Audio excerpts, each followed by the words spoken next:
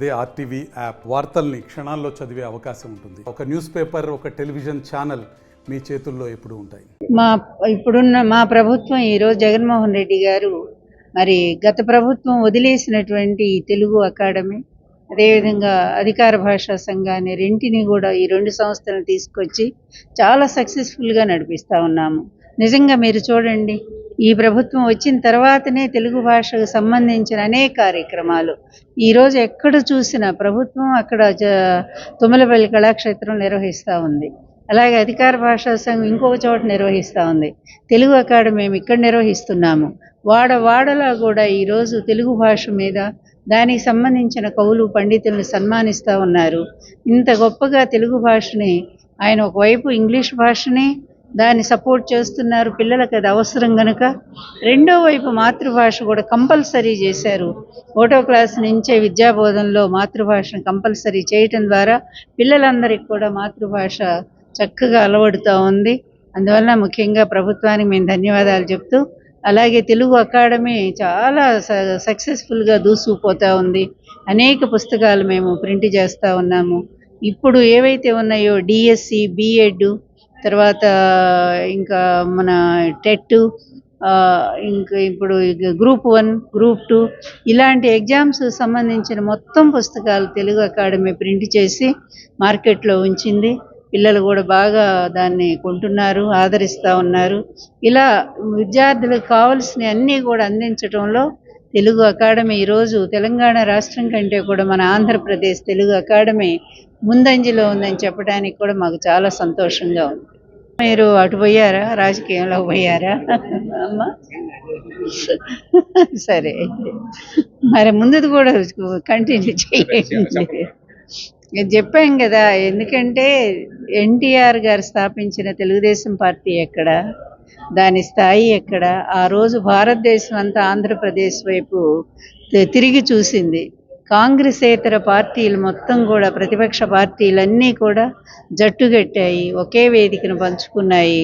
కాంగ్రెస్ వ్యతిరేకంగా కాంగ్రెస్ పార్టీలోనే ఉన్న విపి సింగ్ లాంటి వాళ్ళు బయటకు వచ్చి మరి నేషనల్ ఫ్రంట్లో చేరి ఆయన ప్రధానమంత్రి కాగలిగారంటే ఆ ఘనత ఎన్టీ రామారావు గారికి దక్కుతుంది. అంత తెలుగుదేశం పార్టీ వైభవాన్ని దుర్మార్గుడు సొంత మామనే వెన్నుపోటు పొడిచి, మరి ఆ వయసులో వయసుని చూడకుండా, పార్టీ వ్యవస్థాపక అధ్యక్షుడని చూడకుండా ఆయన భార్యను ఒక బూచిగా చూపించి ఆ పార్టీని కుట్రలతో, కుయుక్తులతో వైస్రాయ్ హోటల్లో ఎమ్మెల్యేలను బంధించి అతి దారుణంగా మోసం చేసి ఈ పచ్చ మీడియాని చేతిలో పెట్టుకొని ఇష్టం వచ్చినట్టుగా ఆ రోజు అబద్ధాలు రాయించి మరి ఆ పార్టీ అధ్యక్షుడినే పార్టీ నుంచి సస్పెండ్ చేసి, చివరికి అది చెప్పాలి అంటే ఒక భయంకరమైన కుట్రతో రామోజీయను ఈ చంద్రబాబు కలిసి తెలుగుదేశం పార్టీని కైవసం చేసుకొని, ఆ రోజు ఏం చెప్పాడు అతను, నేను పార్టీని రక్షించడానికి ఈ సైతాన్ చేతి నుండి అని చెప్పాడు. కానీ ఈరోజు పార్టీ ఏ స్థితికి దిగజారిపోయిందనేది కూడా ఒక్కసారి అందరూ ఆలోచించమని నేను చెప్తా ఉన్నాను. అప్పుడున్న వైభవం, అప్పుడున్న ఉత్సాహం ప్రజల్లో, అప్పుడున్నటువంటి అసలు తెలుగుదేశం అంటే ఉండేటువంటి మరి అభిలాష మరి ఈరోజు ఎవరికైనా ఉన్నాయా? వాళ్ళు ఇద్దరు అబ్బా కొడుకుల కోసమే ఈ పార్టీ అన్నట్టుగా తండ్రి కొడుకులు ఒక పనికి మాలిన వెధవని ముఖ్యమంత్రిని చేసుకోవటం కోసం ఈరోజు తెలుగుదేశం పార్టీ విలువలను దిగజార్చాడు కనుకనే ప్రజలు కూడా దాన్ని చీకొడతా ఉన్నారు.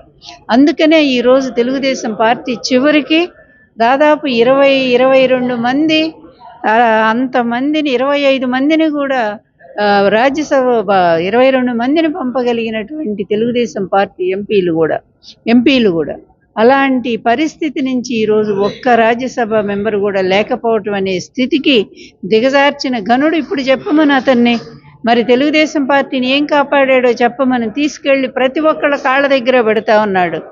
ఎందుకంటే ఓ పక్క కాంగ్రెస్తో, మరో పక్క బీజేపీతో ఇంత వ్యభిచారిలాగా ఇంత ప్రవర్తిస్తూ హీనంగా అంతటి పార్టీ గౌరవాన్ని రోడ్డు మీదకి లాగినటువంటి ఈ నీచుడు ఈ పార్టీకి అవసరమా అని తెలుగుదేశం పార్టీ నాయకులను కూడా నేను అడుగుతా ఉన్నా. వెంటనే ఇతను ఆ పార్టీ నుంచి రిమూవ్ చేయండి, తొలగించండి అతన్ని. మీరందరూ కలిసి నిజమైన ఎన్టీఆర్ అభిమానులు తెలుగుదేశం పార్టీలో ఉంటే వెంటనే పార్టీ గౌరవాన్ని దిగజారుస్తున్నటువంటి ఈ వెన్నుపోటుదారుని పార్టీ నుంచి పంపించేయండి, అతని కొడుకుని వెంటనే బహిష్కరించండి. మీరు ఎన్టీఆర్ని అతను బహిష్కరించినట్టు అలా చేయగలిగినప్పుడు మళ్ళీ మీకు ప్రజల్లో చాలా గౌరవం పెరుగుతుంది, ఎన్టీఆర్ ఆశీస్సులు కూడా మీకు లభిస్తాయని తెలియజేస్తా ఉన్నాను. ఈరోజు అంతర్జాతీయ మాతృభాషా దినోత్సవం, చాలా సంతోషంగా ఉంది. తెలుగు అకాడమీ తరపున మొదటిసారిగా అంతర్జాతీయ మాతృభాషా దినోత్సవం తెలుగు భాష గురించి ఇంతమంది కవుల్ని పండితుల్ని సన్మానించుకునే అదృష్టం మా తెలుగు సంస్కృత అకాడమీకి దక్కిందనేది గర్వంగా అనిపిస్తూ ఉంది. ఎంత కళ్ళ పండుగగా నిజంగా ఆచార్య నాగార్జున యూనివర్సిటీ వీసీ గారు ఎంత ప్రోత్సహించారో మనం చూసాము. వారి ప్రోత్సాహంతో ప్రతి కార్యక్రమం కూడా ఇక్కడ చాలా విజయవంతంగా జరుగుతూ ఉన్నాయి. ముఖ్యంగా ప్రతి ఒక్కళ్ళు కూడా మా ప్రభుత్వం కూడా ఈరోజు తెలుగు భాషకి చాలా పెద్దపీట వేస్తూ ఉంది.